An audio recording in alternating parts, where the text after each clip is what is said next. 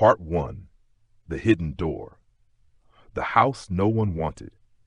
David Carter had been in real estate long enough to know a deal too good to be true usually was.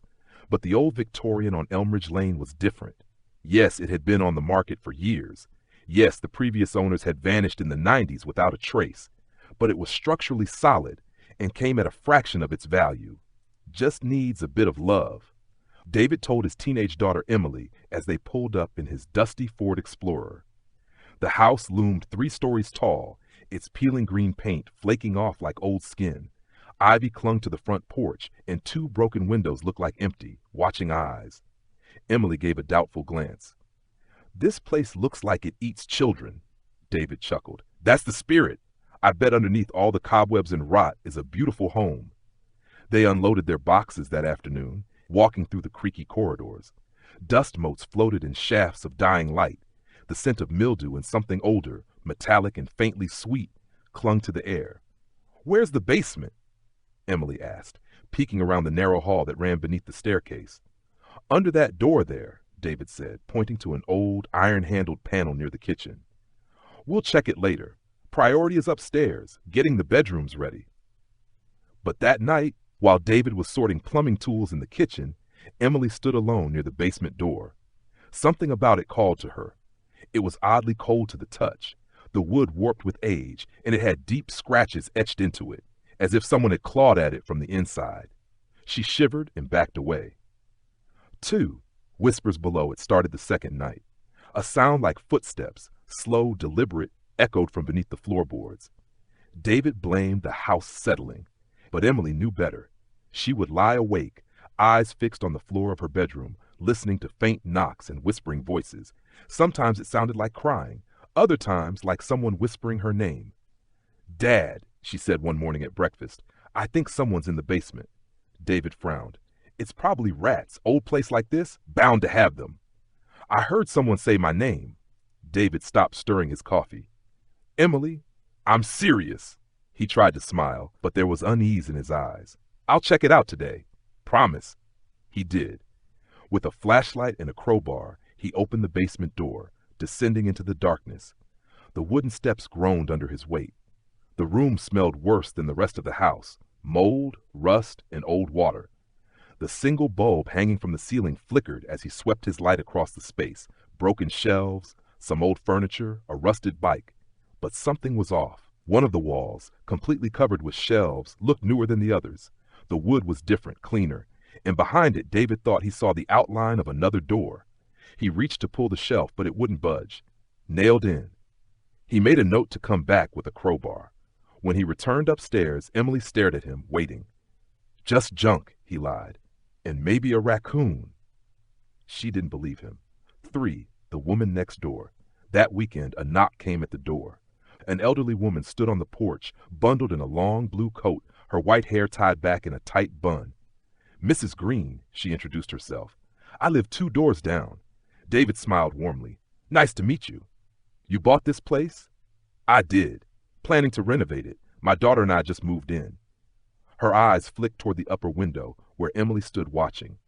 "Has she heard it yet?" David blinked. "Heard what?" "The man in the basement." A silence fell between them. Then she continued, her voice low and tense. "Thomas Bell built this house. Wealthy banker, very private. Lived here with his wife. She died young. Some say suicide, others worse. After that, Thomas changed, shut himself in the basement. No one saw him again." David crossed his arms. "You're saying he still lives down there?" Mrs. Green shook her head. "I'm saying he never left." With that, she handed him a brittle newspaper clipping, dated 1903. The headline read, "Local Banker Vanishes. Last Seen in Family Basement." Underneath, a grainy photograph showed a tall man with hollow eyes standing in front of the very house David now owned. No. 4. The Hidden Door. That night, David couldn't sleep. The newspaper article rested on his nightstand. He remembered the odd shelves in the basement, that outline of a second door. He got up, grabbed his crowbar, and headed down. Emily, hearing the creak of the stairs, followed. "Dad," she whispered from behind him as he pried the shelf away. Behind it, as expected, was another door, narrower, older, and covered in claw marks. "Don't open it," Emily said, but David had come too far. The door shrieked as it opened, revealing a steep staircase spiraling down into a second, lower basement. Air rushed out, icy, fetid, and wrong. David shined his light. The steps were stone now, and the walls were made of old brick, blackened in places. He descended slowly, Emily clutching the railing behind him. At the bottom, they entered a circular chamber. Chains hung from the ceiling. A rotting wooden chair sat in the center. On the walls, strange symbols had been carved, some still wet with something dark and sticky. David turned toward a desk in the corner. On it sat a journal. He opened the cover. The Final Testament of Thomas Bell. 5. The journal. The journal entries were erratic, scratched hastily with ink blotches and torn pages. She calls to me from the floor. I thought she was gone. I buried her, I did. But the voice, it's hers. Sweet, angry. I sealed the door, but it isn't enough. The thing inside wears her voice like a mask. It's not her. It offered me peace. It lied. I write this now in the hope someone will find it. Do not trust the voice. Do not open the lower door. There was no lower door. Or was there? Emily pointed a section of the wall, slightly indented. David approached, tapping it with the crowbar. Hollow. No, Emily said, backing away. Dad, don't. But he had to know. 6. The mistake. The stone gave way easily. Behind the crumbled section of wall was a small room, more like a cell. Inside was a woman's skeleton in a torn white dress, wrists bound in rusted manacles. Emily screamed. David stepped back, bile rising in his throat. Then they heard it. A voice. From the dark. David. It was Emily's voice. But Emily was right beside him, frozen, eyes wide. Then it came again, softer this time. David, let me out. The air grew colder. The light flickered. Something moved in the darkness behind the bones. A shape long twisted with hollow eyes and too many teeth. David slammed the brick wall shut, pulling Emily up the stairs. Behind them, something began to crawl. Escape! They burst from the basement, David slamming the upper door shut and locking it. They leaned against it, gasping. I told you not to open it, Emily whispered, tears streaming down her cheeks. I'm sorry, David said. I didn't know. But he did now. The next day, he boarded up the door, the hallway, and even the kitchen itself. He called a local priest, Father Mason, to bless the house. But as the sun set, the voices came again, this time louder, clearer. Emily, come play. David, we're still down here. You let us out. 8. The basement breathes. Emily refused to sleep in her room that night. She slept in the living room, surrounded by lit candles and a Bible Mrs. Green had dropped off. David stayed by her side, crowbar in hand. But the house had changed. The floorboards pulsed faintly, like breathing. The shadows moved even when nothing did. And worst of all, he could hear scraping from the basement door. Slow, steady scraping, as if nails were being dragged across it. 9. The warning Father Mason arrived the next morning. He didn't speak much, just walked through the house, murmuring prayers. When he reached the basement, he stopped. This is no ghost, he said. Something older, more powerful. You've disturbed a prison. Can we fix it? David asked. The priest gave no answer, only stared at the door. Whatever you do, do not go down there again. Do not listen to the voice. It will lie. It will promise anything to be free. 10. The final word that night. David placed the journal beside his bed, reading every page until sunrise. The last entry was different, scribbled like a man writing in a frenzy. I saw her face. It wasn't hers. It wears her face like a trophy. I understand now. This thing, it feeds on memory, pain, and regret. It cannot be freed, not without a price. David looked over at Emily, sleeping soundly for the first time in days. He closed the book. Some doors were never meant to be opened. But now it was too late.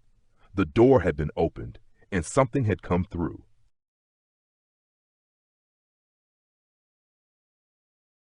Part 2. The haunting deepens. 1. Cracks in the walls. The morning after the discovery in the basement, David Carter stood at the kitchen sink, staring blankly out the window. A faint draft whispered through the house, carrying the scent of cold earth and damp stone. The sealed basement door creaked slightly on its hinges, though no one touched it. Emily sat at the table, her eyes bloodshot from another sleepless night. She clutched the Bible Father Mason had given her, fingers white-knuckled. There's something still down there, she whispered. David didn't argue anymore. He knew she was right. Hairline cracks had begun to spread across the walls, jagged, unnatural, as if the house itself was splitting at the seams. The lights flickered every hour. Sometimes shadows darted across the corners of their vision, vanishing when they turned. Worse were the voices. They weren't confined to the basement anymore. Now they whispered from inside walls, behind mirrors, beneath pillows, and they all said the same thing: "Let us out." 2. Mrs. Green's secrets. David returned to Mrs. Green's house that afternoon, clutching Thomas Bell's journal in his hands. She answered the door slowly, her face pale. "You opened it, didn't you?" she asked without preamble. David nodded. "I had to see." Mrs. Green sighed and stepped aside. Her living room was filled with old photos, porcelain angels, and religious charms. She motioned for him to sit. "Thomas wasn't mad," she began. "He was cursed. After his wife died, he became obsessed with speaking to the dead. Chances, rituals. He invited something in, something that pretended to be her." David flipped open the journal. "This thing, it's still in the basement." Mrs. Green leaned in close, her voice low. "It's never been just in the basement. That's just where it's strongest." She opened a locked drawer and retrieved a brittle envelope. Inside was a photo of a burned sigil carved into the floor of the lower chamber. It matched the one David had seen, barely. "Father Mason isn't just a priest," she said. "He used to study demonology. Get him back, before that thing consumes her." "Consumes? Your daughter," Mrs. Green whispered. "It's already begun." 3. Emily's descent. Emily wasn't sleeping, not really. She would close her eyes and the house would breathe around her. She'd see flashes in the dark, long arms, hollow faces, rooms that didn't exist, and always the voice. Soft, loving, familiar. "Emily, it's Mommy. Don't be afraid." But Emily knew it wasn't her mother. Still, she couldn't help it. She began answering. "I miss you." The voice cooed. "Come to me. Just a little closer. One more step." Some nights she found herself at the top of the basement stairs with no memory of walking there. Father Mason returns. David called Father Mason in the dead of night. The priest returned the next morning with a worn satchel, a silver crucifix, and a large iron key. "This will unlock the final barrier," he said. David raised an eyebrow. "What barrier?" Mason looked grim. "Thomas didn't just seal the basement. He created a spiritual cage, a ritual lock. But when you open that door, it fractured. Now the entity is leaking into your home." They descended into the basement again, this time with Emily reluctantly following behind. The lower chamber was colder now, darker, despite the lit lanterns. The air shimmered faintly, like heat rising from pavement, but cold instead of warm. Father Mason traced the sigil on the floor. "It's almost broken," he murmured. "If it snaps completely, the entity will no longer need a host. It will have full freedom." "What can we do?" David asked. Mason unrolled a parchment covered in Latin script. "We reinforce the binding, but it comes at a price."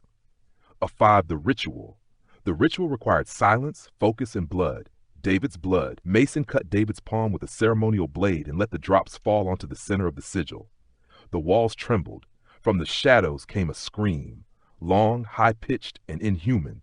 Emily clutched her ears. Then, silence. Mason closed his eyes and muttered the final incantation. The sigil glowed faintly red before burning itself into the floor. The oppressive pressure lifted. For a moment, it felt like the house exhaled. But Mason didn't smile. "It's not over," he said. "It's just slowed." He handed David a small iron crucifix. "Keep this with you. Sleep with salt around the bed. And don't ever speak to it, not even in dreams." Emily looked up. Too late. 6. Possession begins. It started subtly. Emily's eyes lingered too long on the shadows. She spoke in half sentences, then claimed not to remember. David found her drawing symbols on the walls of her bedroom, identical to the ones in the lower chamber. At dinner, she asked questions she shouldn't know. "Dad, do you remember what Mommy wore at her funeral?"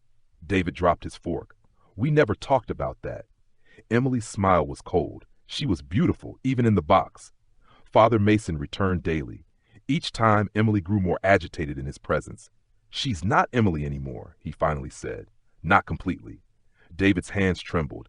"Is she gone?" "Not yet. But the thing inside her is growing stronger. It needs her body to stay in this world. It's trying to push her out." 7. The painting. One night, David was woken by the sound of music, a soft lullaby drifting from Emily's room. When he entered, he found her painting. Dozens of papers littered the floor, each depicting the same image, a door at the end of a black hallway, with something waiting just beyond. In the largest painting, the door was open, and something smiling stood inside. David tried to take the paintings away, but Emily screamed, not in fear, but rage. "Don't touch my friend!" He froze. Her voice had changed, deeper, echoing. She collapsed seconds later, weeping. "I didn't mean that. I don't know why I said it." David held her all night. 8. The cleansing mason prepared a full exorcism. "We have one chance," he told David. "If the entity completes its possession, we lose her forever." They set the living room as the ritual chamber. Candles lined the floor. The journal of Thomas Bell lay open, the pages vibrating faintly with unnatural energy. Mason drew protective circles of salt and chalk. Emily was restrained to a chair, not by force, but because she asked them to. "Please," she said, "if I try to run, don't let me." The ritual began at midnight. For the first hour, Emily screamed. For the second, she laughed. By the third, she spoke in languages they didn't recognize. Thousands of voices at once. The walls bled, the lights exploded, and then everything went still. 9. The entity reveals itself. The air grew dense. A shadow poured from Emily's mouth like smoke. It twisted and writhed, forming a shape, humanoid but wrong. No face, no limbs, just presence. "You are too late," it said. Its voice came from the walls, the floor, the very air. "She is mine. She let me in." Mason held the crucifix high, reciting Latin faster now, louder. The shadow shrieked, thrashing against invisible boundaries. Emily's body convulsed. David stepped forward, holding the journal. "I reject you," he shouted. "By the blood of the house and the name of the Father, go back!" The entity hissed. "You broke the seal. You opened the door. This is your fault, David." David hesitated. The thing smiled. He could feel it even without a face. Emily gasped. And then, with one final scream, the shadow exploded into smoke. Emily collapsed in her chair, unconscious. 10. Aftermath. She awoke the next morning in bed. Mason was gone, leaving only his satchel and a note. "It's weakened, not destroyed. She is safe for now, but the door remains open. Be vigilant." The house was quiet for the first time in weeks. Birds chirped outside. Sunlight streamed through clean windows. David dared to hope it was over. But then he noticed something. One of Emily's paintings was missing. The largest one, the one with the open door. He found it downstairs in the basement, where the sigil had once glowed red. The painting was still wet, and beneath it, etched into the floor, was a new message. "She knows my name now."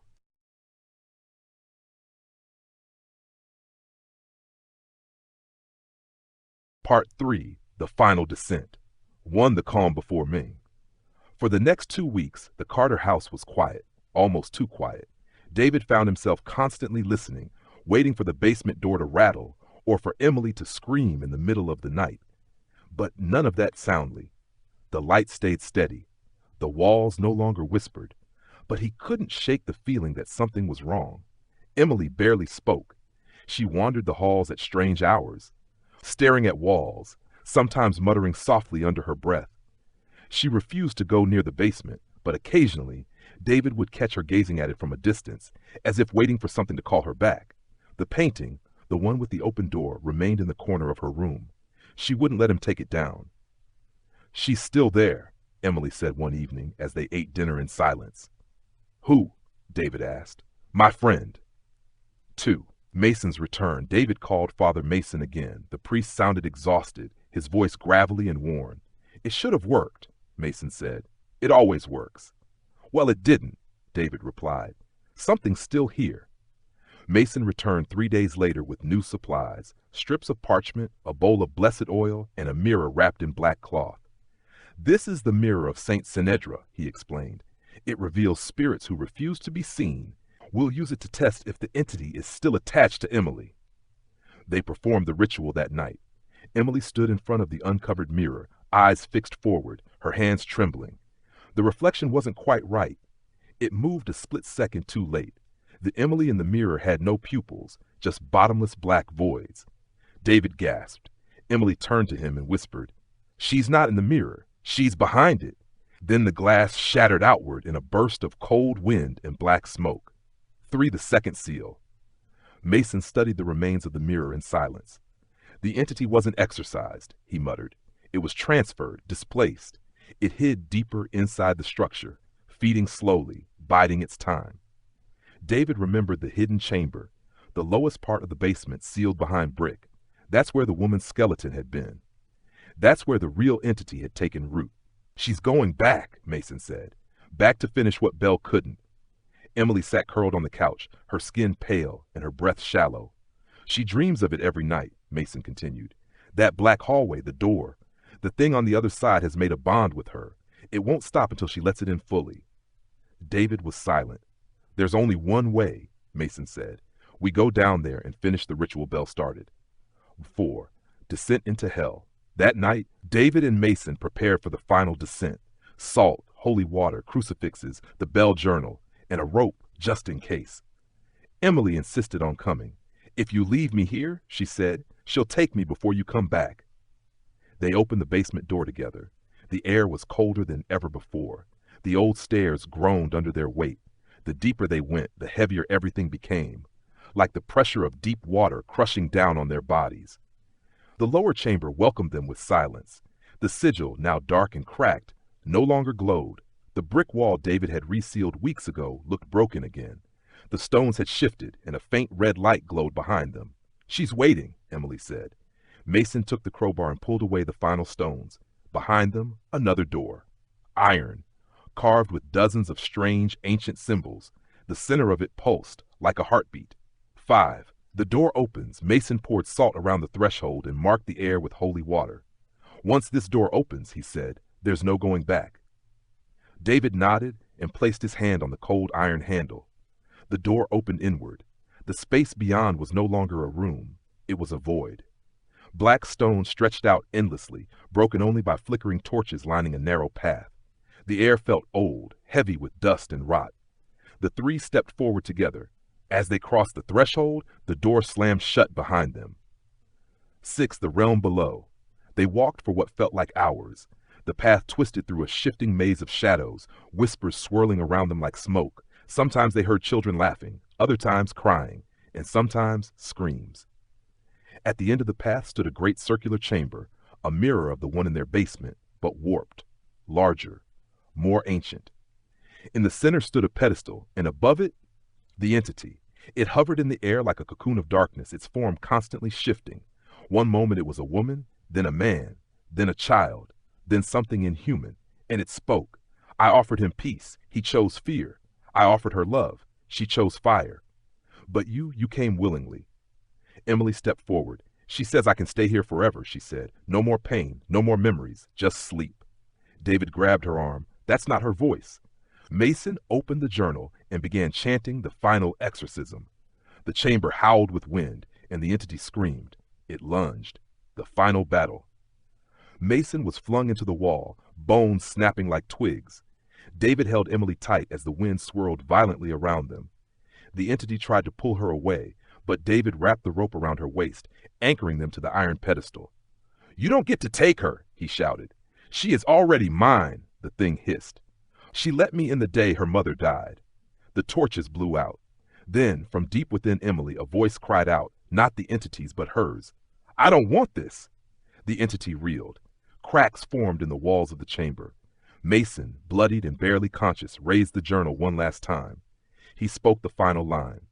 Return to the earth from which you crawled, in the name of the living and the name of the lost. The sigil flared beneath them. The entity screamed, high, horrible, endless, as it was pulled back into the pit behind the pedestal. Its form fractured, splintered, burned, and then silence. Escape.